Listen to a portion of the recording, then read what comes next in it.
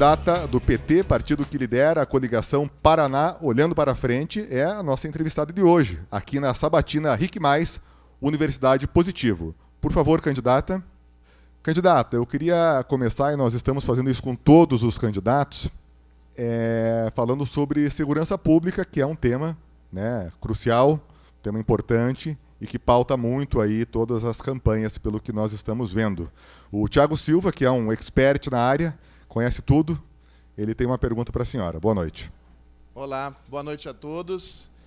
Boa noite, candidata, os nossos queridos alunos e companheiros que comparecem aqui. E como a gente vai começar, então, falando de segurança pública, a gente vive um grande dilema no estado do Paraná. Existem problemas no que diz respeito à falta de vagas no sistema prisional. O governo recentemente admitiu que facções criminosas agem, sim, dentro dos presídios, PCC e tantas outras. Como é que a senhora vai tentar administrar, caso eleita governadora do Paraná, esse tão grande problema que hoje atravessa o nosso estado? Boa noite, Thiago. A segurança, com certeza, é um grande desafio, não só para o estado do Paraná, mas para o Brasil como um todo. E o sistema prisional também. Ocorre que nós temos que ter respostas mais efetivas, eficazes e rápidas. O candidato à reeleição se elegeu dizendo que ia construir 10 mil vagas para os presídios no Paraná. Até agora, nós não tivemos sequer uma vaga aberta, nova, depois que ele assumiu. E eu quero lhe dizer que nós temos recursos no governo federal desde 2011 à disposição do estado do Paraná. Mais de 100 milhões. Foram liberados 137 milhões para a construção de presídios aqui.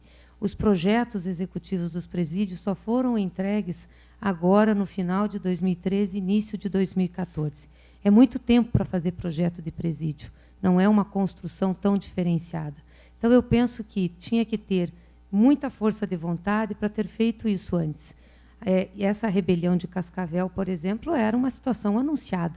O que está acontecendo é que, para esvaziar as delegacias, eu vi que ele falou ontem aqui que estão fazendo grandes transferências das delegacias, derrubaram uma cela em delegacia. Para esvaziar as delegacias, eles estão colocando mais uma cama em cada cela de penitenciária. Não pode dar certo, porque, obviamente, você vai deixar uma penitenciária cheia. É muito difícil você conter. Você não tem o número de agentes necessários. Foram contratados cerca de 390 agentes agora nessa gestão. E saíram 400 que eram PSS, ou seja, aqueles postos de serviço que não são concursados. Então, não dá certo, não fecha a conta. Precisava ter uma força de vontade para fazer, de fato, os presídios e poder esvaziar as delegacias. E a situação ainda é mais crítica, porque nem todas as delegacias foram esvaziadas. Tem algumas que foram nesse sistema que eu estou lhe falando, porque não foi construída vaga nova de presídio. Na penitenciária de Piraquara, por exemplo, nós temos mais de 700 presos em containers, sabe esses containers da UPS? Então, eles puseram um monte de container no pátio e os presos estão lá. Agora que instalaram luz e água, porque nem isso tinha. Então, é óbvio que qualquer coisa de descontrole, de motim, vai acontecer o que aconteceu em Cascavel. E estão sendo agora denunciados na OEA em razão disso. Eu acho lamentável, porque já se sabia, quer dizer, desde que ele assumiu, que essa era uma situação que precisava ter intervenção rápida. Então, quando a gente tem uma situação que é explosiva, tem que focar, tem que planejar e tem que fazer, e tinha recursos para isso. Então, é lamentável que não tenha acontecido. O Paraná ele se encontra na última dado que foi feito pela Secretaria de Direitos Humanos em 11º em violações aos LGBTs. Eu queria saber da senhora, eu dei uma olhada nas diretrizes do seu governo e a senhora coloca termos genéricos como criar mecanismos e etc. Eu queria saber efetivamente o que seria feito para acabar com a discriminação contra LGBTs no estado do Paraná, visto que a gente não tem nenhuma lei no âmbito administrativo em favor dessa população. Na realidade, não é só discriminação contra os LGBT. Vamos falar da discriminação contra a mulher, vamos falar da discriminação também contra negros, vamos falar da discriminação contra prostitutas, em geral. Nós temos ainda uma intolerância grande na sociedade. Eu penso que nós temos que utilizar mecanismos, temos mecanismos legais, sim, para combater o preconceito, para punir o preconceito, inclusive já tivemos casos de punição, mas também temos que ter um trabalho com a sociedade, para que isso não prospere. né? Porque, infelizmente, isso pode partir desde forças de Estado, como, por exemplo, da própria polícia, mas também parte de forças da própria sociedade. Muitas vezes você vê jovens contra jovens porque ou têm uma orientação sexual diferente ou pensam diferente. Então, é um trabalho que nós temos que fazer de pacificação e de tolerância. Infelizmente, a nossa cultura é uma cultura pouco tolerante às diferenças. Sim. É que a minha pergunta, na verdade, foi focada ao LGBT, porque eu vi que o seu programa tem muitas políticas públicas para a mulher. Em relação a negros, LGBT, eu não vi nada muito específico, além de criar mecanismos. Então, eu queria saber, efetivamente, o que vai ser feito? Vai ser feita uma secretaria para cuidar de direitos das minorias, ou o que a senhora propõe? Não, nós temos, na proposta de governo, criar o Conselho de Direitos Humanos, quer dizer, instituí-lo, né, efetivamente que ele aconteça, o Observatório de Direitos Humanos também, que nós queremos fazer a conferência junto com a sociedade e tirar as diretrizes e a política. Primeira coisa, eu acho que nós temos que capacitar o conjunto dos servidores públicos aí na área de saúde, na área de educação, na área de segurança, para que a gente tenha políticas afirmativas, né? E não políticas que sejam políticas de diferenças ou de discriminação. Isso em todas as áreas. E depois, mecanismos que sejam, ou do ponto de vista de segurança, se tem um crime, tem que ser penalizado, tem que ser investigado. Eu volto a dizer, nós temos crimes bárbaros no Paraná que não foram até agora esclarecidos, isso é quase que um salvo-conduto para se praticar mais. Então, nós temos que ter esse tipo de mecanismo para que a gente coíba realmente essa prática. A pergunta vem do Renan, 22 anos, estudante de administração. Candidata, diante dos fatos polêmicos e que filiados do PT estão envolvidos, qual o seu posicionamento em relação aos valores, segundo o Renan, negativos que o partido está transmitindo? Certamente se referindo aí aos condenados, o caso Mensalão, no âmbito estadual, aqui também com denúncias. Qual o posicionamento da candidata sobre essas condenações e denúncias que caem sobre lideranças do PT? Que as pessoas têm que responder pelos seus atos, são responsáveis por eles. Não pode o todo pagar pela parte. Para mim, isso é muito claro. Eu acho que nós tivemos no país agora um momento, estamos tendo um momento em que as coisas vêm à tona, em que as coisas são esclarecidas, em que as coisas são debatidas, discutidas e são punidas. Isso é muito importante, porque nós não temos situação de corrupção só no PT, e nem temos situação de corrupção apenas nesse momento da história do país. Infelizmente, essa é uma situação que acompanha grandes momentos da história nacional. Talvez, nesse momento, a gente esteja vivenciando o que nós devíamos sempre vivenciar, que é não jogar as coisas para debaixo do tapete. Ou seja, ter uma Polícia Federal efetiva que age, um Ministério Público que age, Controladoria Geral da União que age, quer dizer, um Congresso Nacional que faz o debate, uma imprensa livre que fala e que você pode... e os casos são expostos e os casos são punidos, né? Então, pela primeira vez, a gente está vendo no país fazer-se essa discussão e essa punição.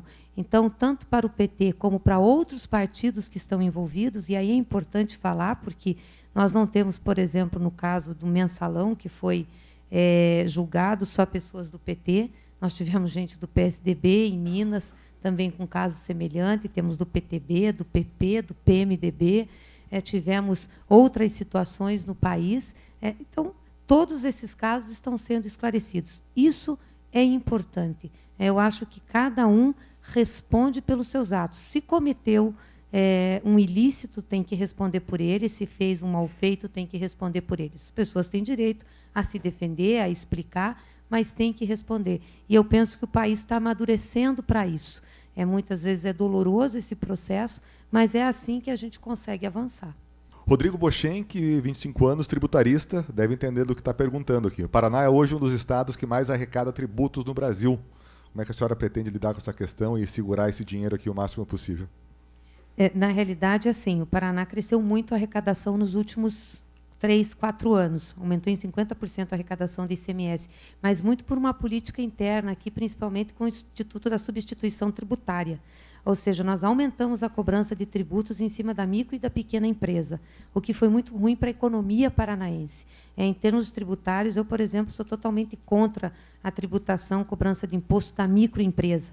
E acho que temos que simplificar muito da pequena empresa e retirar a fiscalização. Não é elas que sustentam a arrecadação do Estado. E limitar muitíssimo a substituição tributária. Para nós é importante arrecadar, mas, sobretudo, gerar emprego e renda. Priscila Guilherme, 22 anos, estudantes aqui da universidade, perguntam sobre o Porto de Paranaguá. Qual o projeto da senhora para o Porto? Fazermos o arrendamento dos terminais portuários. Está há 1 ano no Tribunal de Contas da União. Eu acompanhei pela Casa Civil toda a reformulação do sistema portuário. Nós vamos construir 6 novos berços no Porto de Paranaguá, com arrendamentos novos, e o Tribunal de Contas ainda não liberou para que a gente fizesse as licitações dos terminais. Acho que nós vamos acabar mexendo com a poligonal, liberando terminais de uso privado em Paranaguá e nos arredores, e não vamos conseguir fazer a licitação no Porto.